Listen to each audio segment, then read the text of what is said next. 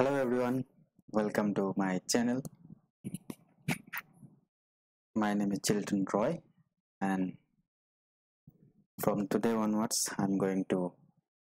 start a new video series, and this is the first video from electrostatic. So in this video we'll discuss the basic idea related to electrostatic, like charge and the force of attractions between two charges. মানে কথাটো হল যে আমি কি কৰিম, আমি ইলেক্ট্ৰোষ্টেটিকৰ প্ৰথম ভিডিওটো আজি বনাম আৰু তাৰ পৰা আমি দেখিম যে আধানৰ মাজত কেনে ধৰণৰ বল থাকিব পাৰে। ইয়াৰ প্ৰথমতে আমি ক'ব খোজো যে আধান বোলা বস্তুটো হয় কি, চাৰ্জ। যদি আমি চাৰ্জ বোলা বস্তুটো কওঁ যে চাৰ্জ কি হ'ব পাৰে, আধান। চাৰ্জক আমি অসমীয়াতে আধান বুলি কওঁ আৰু আধানক আমি কেনেদৰে আমি ডিফাইন কৰিব পাৰো।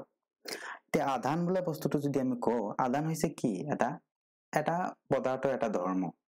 এতিয়া পদাৰ্থত যিহেতু এটা ধৰ্ম আধান, তাৰমানে পদাৰ্থটো কি, তাৰমানে আমি আগতে জানিব লাগিব পদাৰ্থটো কি হয়, কিহেৰে গঠিত হয়। পদাৰ্থ যিটো হয়, পদাৰ্থবোৰ কিহেৰে গঠিত, পদাৰ্থবোৰ এলিমেণ্টাৰী পাৰ্টিকলেৰে গঠিত। এলিমেণ্টাৰী পাৰ্টিকল কোনবোৰ, যিবোৰ যেনে ধৰণৰ প্ৰটন, নিউট্ৰনছ, লেপ্টনছ, মেজনছ, এইবিলাক এলিমেণ্টাৰী পাৰ্টিকলছ হয়। আমি বিশেষকৈ প্ৰটন, নিউট্ৰনছৰ বিষয়ে আৰু প্ৰটন, নিউট্ৰনছ আৰু ইলেক্ট্ৰনৰ বিষয়ে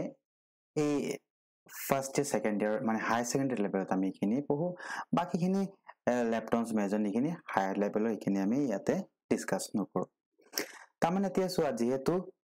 মেটাৰ কি, মেটাৰ মানে পদাৰ্থ কিহেৰে গঠিত, এলিমেণ্টাৰী পাৰ্টিকলেৰে গঠিত। আচ্ছা, এলিমেণ্টাৰী পাৰ্টিকলে যদি পদাৰ্থটো গঠিত হয়, তাৰমানে পদাৰ্থটো নিশ্চয় কিবা এটা ভৰ আছে, হয় নে নহয়।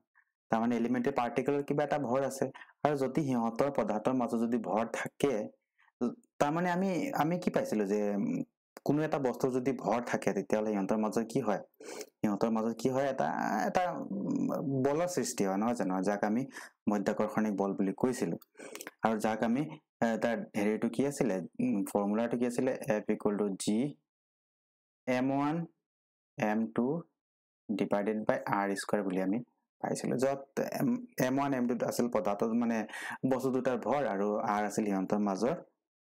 ডিষ্টেন্স, আছিল। আৰু এইটো আছিল কি, মহাকৰ্ষণৰ সূত্ৰ।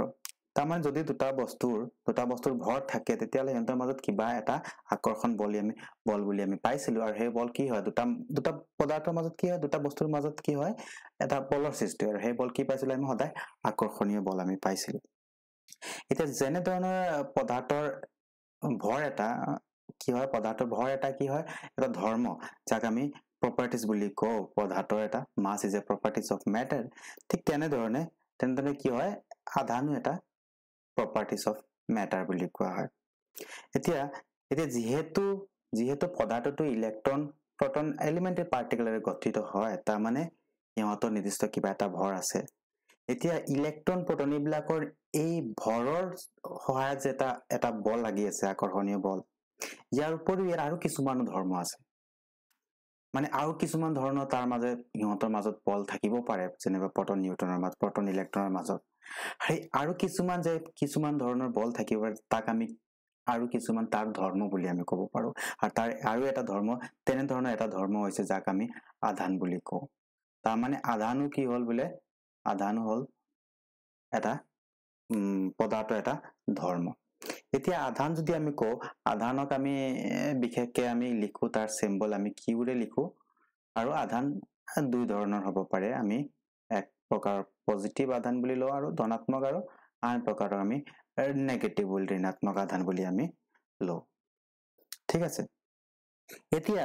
কথাটো হ'ল যে আমি আধান গম পালো, আধান বোলা বস্তুটো হয় কি, এটা কি হয়, পদাৰ্থৰ এটা ধৰ্মহে, আৰু যাৰ কাৰণে মানে কি হয়, তাৰ কিছুমান ধৰ্মৰ কাৰণে কি হয়, সিহঁতৰ মাজত আকৰ্ষণ বা বিকৰ্ষণ তেনেধৰণৰ কিছুমান বল থাকিব পাৰে, হয় নে নহয়। আৰু এই আকৰ্ষণ বা বিকৰ্ষণ বল যেনে ধৰণৰ ভৰৰ কাৰণে হয়, তেনেধৰণে ইয়াৰ হেৰিৰ কাৰণেও এটা বল হয়, ভৰৰ কাৰণে কি হয় সদায় আকৰ্ষণীয় বল হয় কিন্তু আধানৰ কাৰণে কি হয় আকৰ্ষণীয় বল হ'ব পাৰে বা বিকৰ্ষণীয় বল হ'ব পাৰে কিয়নো কাৰণ ধনাত্মক হলে কি কৰিব বিকৰ্ষণ কৰিব আৰু ধনাত্মক ঋণাত্মক হলে কি কৰিব আকৰ্ষণ কৰিব তেনে ধৰণৰ এতিয়া যেহেতু দুই প্ৰকাৰ আমি পালো আধান কি হয় এটো গম পালো আৰু আধান প্ৰপাৰ্টি কি হয় এটা পদাৰ্থ এটা ধৰ্ম আৰু আধান দুই প্ৰকাৰৰ এটাক আমি কি ধনাত্মক আৰু এটাক ঋণাত্মক আধান বুলি আমি কওঁ এতিয়া কথাটো হ'ল যে আধান কিমান কি হ'ব পাৰে ইয়াৰ ভ্যালু কিমান হ'ব পাৰে এতিয়া আমি এই বিশ্বব্ৰহ্মাণ্ডত পোৱা সবতকে সৰু যেটো ফান্ডামেন্টাল চাৰ্জ হয় তাক আমি কি কওঁ ইলেক্ট্ৰনৰ আধান বুলি কওঁ এটো কিমান আছিল 1.6 × 10⁻⁻19 কুলম বুলি কৈছিল এতিয়া বাকি যিমানবোৰ আধান হ'ব পাৰে ইয়াৰে কি হ'ব পাৰে মানে গণিতক হ'ব পাৰে যেনেবা অখণ্ড গুণিতক হিচাপে হ'ব পাৰে ইয়াৰ তাৰ মানে এনে ধৰণৰ হ'ব পাৰে যে ইলেক্ট্ৰনক যদি আমি -e বুলি লিখো তাৰ মানে আমি তাক এনেকৈ লিখিব পাৰিম যে 1e, 2e, 3e তেনে ধৰণে আমি ইয়াক লিখিব পাৰো আৰু অখণ্ড গুণিতক যদি আমি কওঁ তাৰ মানে তাক মাইনাসও আমি লিখিব পাৰো -1 -2e -3 ইলেক্ট্ৰন তেনে ধৰণে লিখিব পাৰো আমি অখণ্ড গুণিতক হিচাপে আমি লিখিব পাৰো তাৰ মানে কি গম পালো যে সবতকে সৰু যেটো আধান হয় হেতু হৈছে ইলেক্ট্ৰনৰ আধান আৰু তাৰ মানে ইয়াতকে সৰু বুলি আমি কিয় ক'ব পাৰো কাৰণ ইলেক্ট্ৰন এটা ফান্ডামেন্টাল পাৰ্টিকলছ ইয়াক আমি ভাঙি আৰু বেলেগ কিবা বনাব নোৱাৰো হয় না নহয় সেইকাৰণে ই কি হয় একেবাৰে মানে ফান্ডামেন্টাল সৰু আধান